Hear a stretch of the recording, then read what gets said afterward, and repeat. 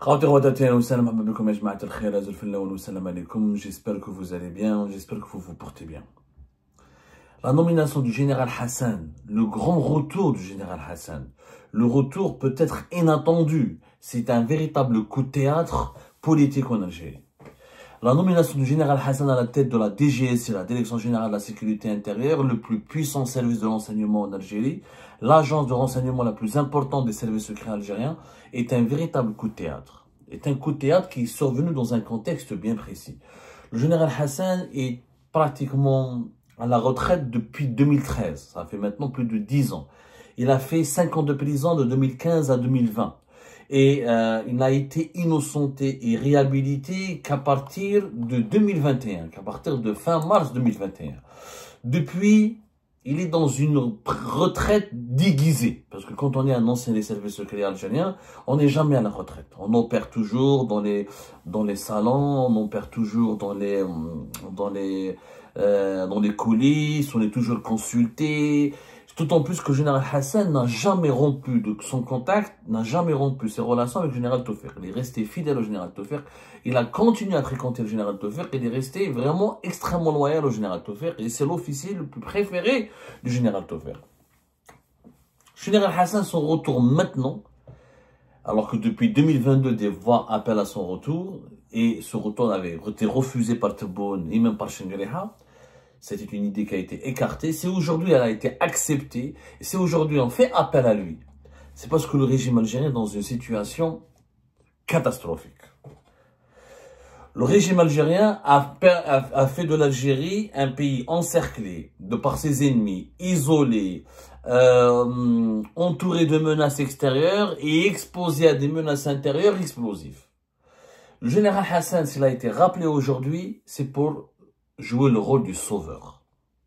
Mais est-ce qu'à son âge, il est âgé de plus de 75 ans, est-ce qu'il est capable de jouer le rôle du sauveur? On va essayer de l'expliquer aujourd'hui.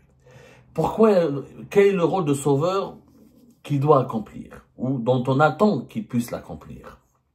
Je parle des attentes au plus haut sommet de l'État algérien. Général Hassan, on a fait appel à lui pour deux dossiers importants. Le Sahel et la Libye et la France.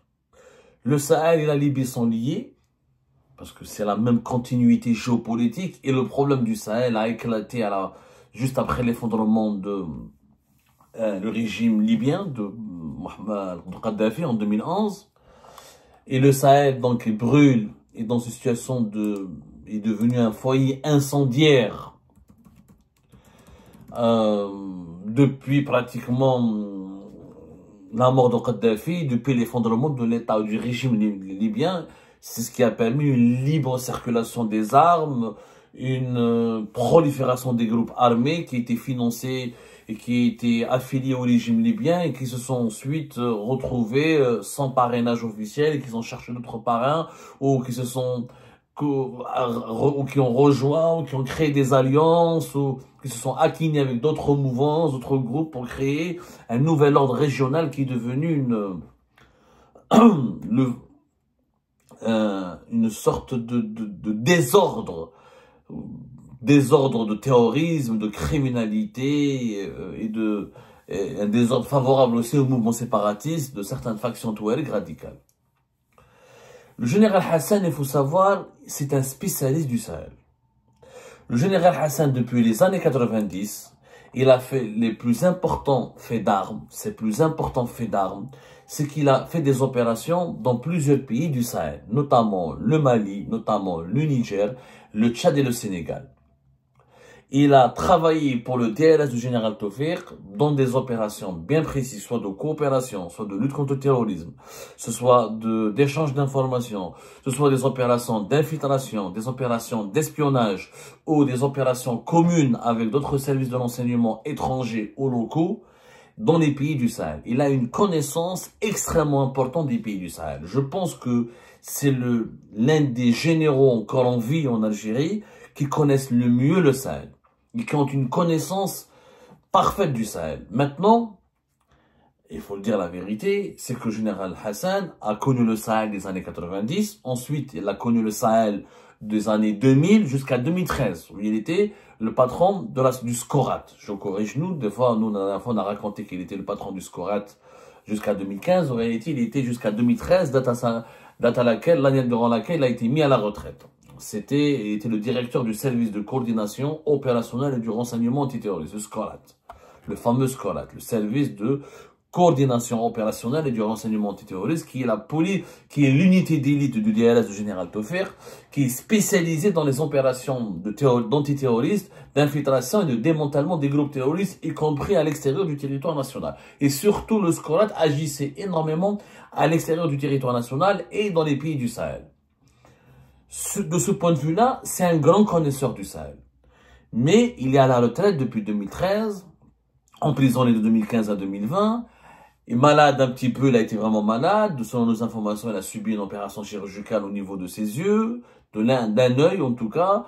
Mais selon d'autres sources proches de lui, il est en forme, il n'a pas de maladie handicapante, il est en bonne santé, il n'est pas, il n'est pas affaibli par une maladie grave. Il a que quelques petits pépins de santé qui s'expliquent par l'âge. Maintenant, est-ce qu'il a gardé ses sources? Est-ce qu'il a gardé ses réseaux? Le Sahel, de 2015 à 2020, il a changé. Et de 2020 à 2024, il a changé. Alors là, nous avons deux sons de cloche différents. Un premier de son de cloche qui est sceptique, qui nous dit, oui, Hassan est une légende, mais c'est une légende du passé.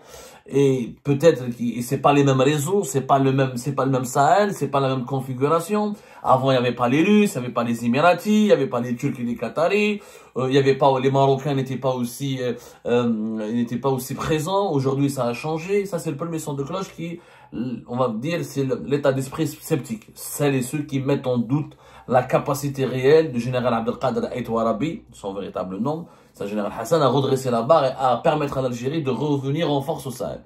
D'autres sources disent que non. D'autres sources, l'autre son de cloche, il est positif, il est enthousiaste. Il affirme que, et ces sources-là affirment que le général Hassan n'a jamais, il a gardé ses contacts, c'est que les mêmes acteurs qui étaient allés pour le général Hassan sont toujours sur place, qu'il y a des nouveaux acteurs, mais les mêmes acteurs ont toujours des connexions importantes, et que le général Hassan, grâce à ses actions du passé, il pourrait facilement relancer ses réseaux, remettre en place de nouveaux réseaux, remettre en place des nouveaux contacts et réaliser des percées au Sahel. L'Algérie, elle a un objectif. L'Algérie, aujourd'hui, elle veut trouver une solution, comment rompre, parce qu'elle est éjectée du pays du Sahel. Nous sommes totalement, l'Algérie, elle est bloquée au Sahel. C'est vraiment, ce qui se passe, c'est inédit dans l'histoire de l'Algérie. On a été chassé du Sahel, comme la France. L'Algérie, elle a été chassée du Sahel. Les pays du Sahel, le Mali, le Niger et le Burkina Faso ne veulent plus parler de l'Algérie. Ils tournent le dos à l'Algérie, ils veulent parler qu'avec le Maroc, les Émirats et la Russie. Et un peu la Turquie. Et un peu les États-Unis d'Amérique. Mais l'Algérie, comme la France, elle est totalement éjectée du Sahel. Il n'y a plus de coopération, l'Algérie a une très mauvaise image, très mauvaise réputation, les réseaux proches du régime algérien sont combattus, diabolisés, et ils risquent même d'être arrêtés, assassinés, et vraiment, on ne peut plus être pro-algérien aujourd'hui au Sahel. À cause de la crise diplomatique et politique qui a été enclenchée par le régime Tebboune avec les autorités de transition au Mali, au Niger et au Burkina Faso, qui sont soutenues par la Russie et soutenues aussi par le Maroc et les Émirats, ont obtenu suffisamment de force pour affronter l'Algérie, pour dire à l'Algérie, on n'a plus besoin de vous. On n'a plus besoin de l'Algérie, on n'a plus besoin de vous. Vous soutenez, mis à part les Touaregs indépendantistes et quelques réseaux et leurs alliés, plus personne ne parle à l'Algérie au Sahel. Cette situation est dangereuse. Pourquoi? Parce que les États du Sahel ont remplacé l'Algérie, le vide qui a été laissé par l'Algérie. L'Algérie qui était le grand frère, à la fois sur le plan économique, sur le plan financier, sur le plan sécuritaire. Aujourd'hui, l'Algérie, elle est en train d'être, le vide laissé par l'Algérie est en train de combler par les Émirats et la Turquie et le Maroc. Le Maroc forme des militaires des pays des États du Sahel, la Turquie c'est elle qui fournit les armes, et les Émirats c'est elle qui apporte les financements et qui aide aussi dans pas mal de projets. Or, l'axe Rabat, Abu Dhabi est l'axe qui est le plus hostile aux intérêts géostratégiques de l'Algérie, aux intérêts diplomatiques de l'Algérie, aux intérêts sécuritaires de l'Algérie.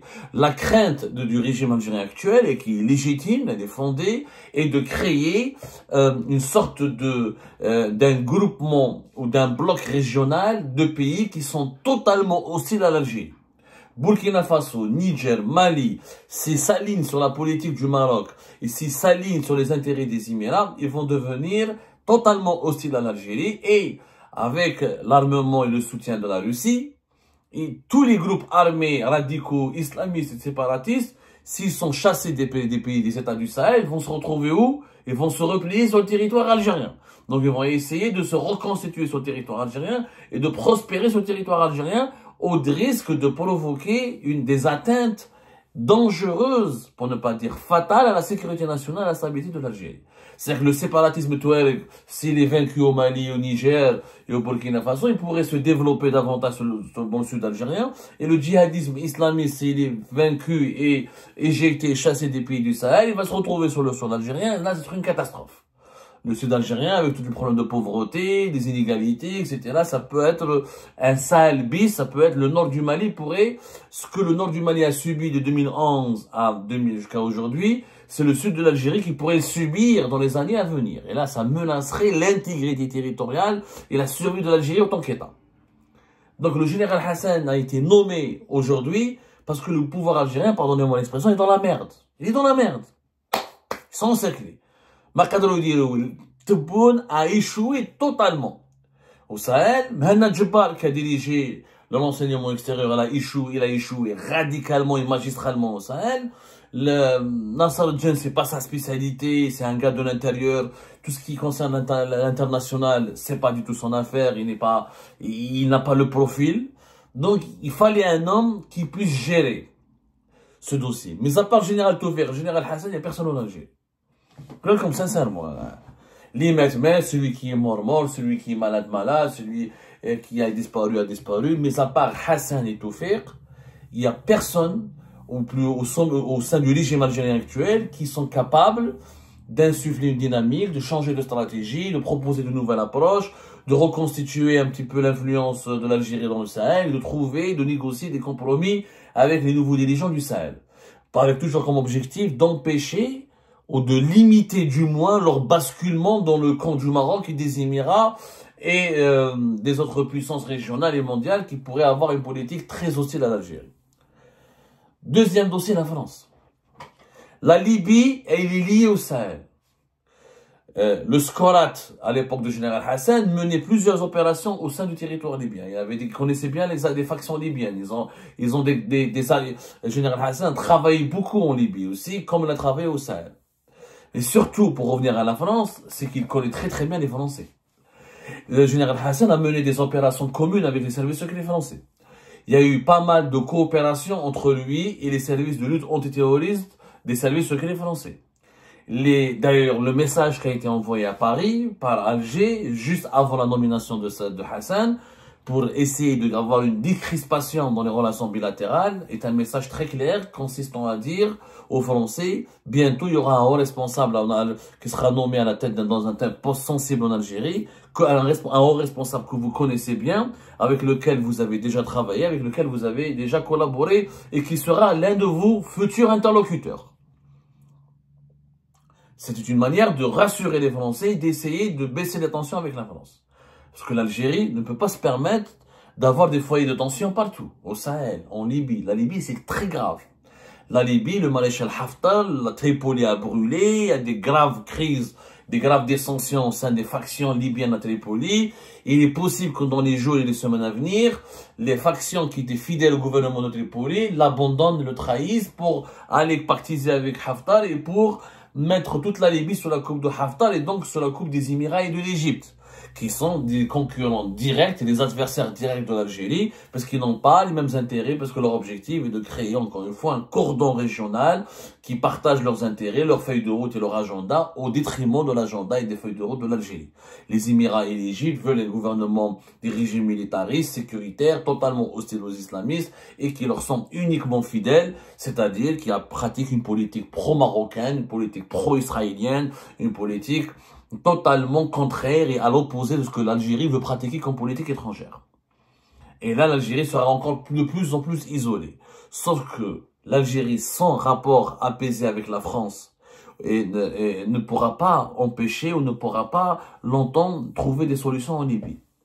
L'Algérie a besoin, la France et la France comme l'Algérie, les deux pays, les deux systèmes ont besoin l'un de l'autre pour essayer de préserver leurs intérêts en Libye et de jouer encore un rôle dans la configuration de la future Libye qui va commencer. Clairement, le gouvernement de Tripoli n'est pas solide, il risque de tomber dans les semaines à venir.